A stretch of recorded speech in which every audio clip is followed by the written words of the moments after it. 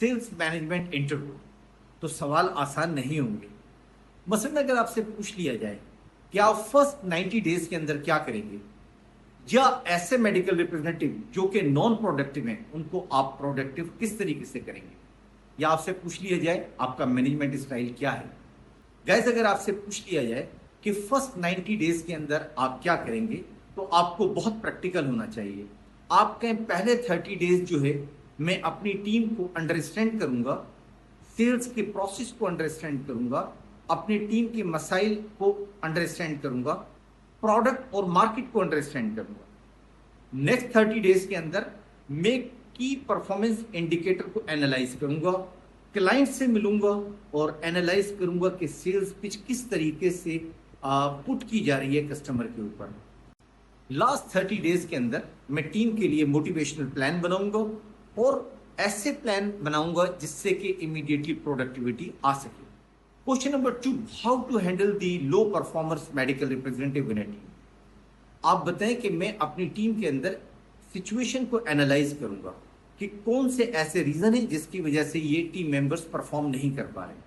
वो internal reason भी हो सकते हैं, वो एक्सटर्नल रीजन भी हो सकते हैं, वो कॉम्पिटिटर्स की तरफ से रीजन भी हो सकते हैं। इन तमाम चीजों को अंडरस्टैंड करने के बाद मैं अपनी टीम के साथ बैठूंगा और एक प्लान चाकआउट करूंगा।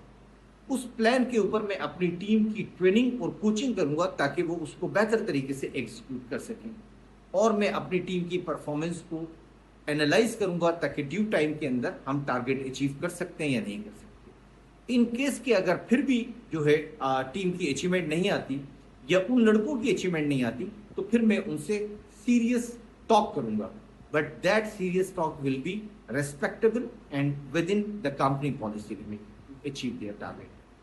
Question number 3, what is your leadership style.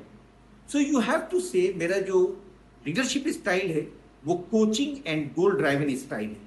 मैं अपने लोगों के ऊपर ट्रस्ट करता हूं और उनको डेवलप करता हूं, अपनी टीम को क्लियरली अपनी एक्सपेक्टेशन कम्युनिकेट करता हूं, और मैं एम्पावर करता हूं अपने मेडिकल रिप्रेजेंटेटिव और अपने टीम मेंबर्स को ताकि वो अपने टारगेट से एक्सीड कर सकें।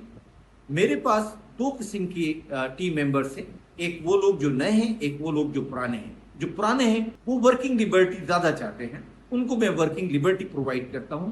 जो नए लोग हैं उनकी ट्रेनिंग और कोचिंग के ऊपर ज्यादा टाइम स्पेंड करता हूं ताकि वो एक प्रोडक्टिव मेंबर बन सके। गाइस, याद रखें, सेल्स इंटरव्यू ये नहीं होता कि आपने क्या अचीव किया है, यकीनन उसकी एक इंपॉर्टेंस होती है, लेकिन most important thing is that how you think.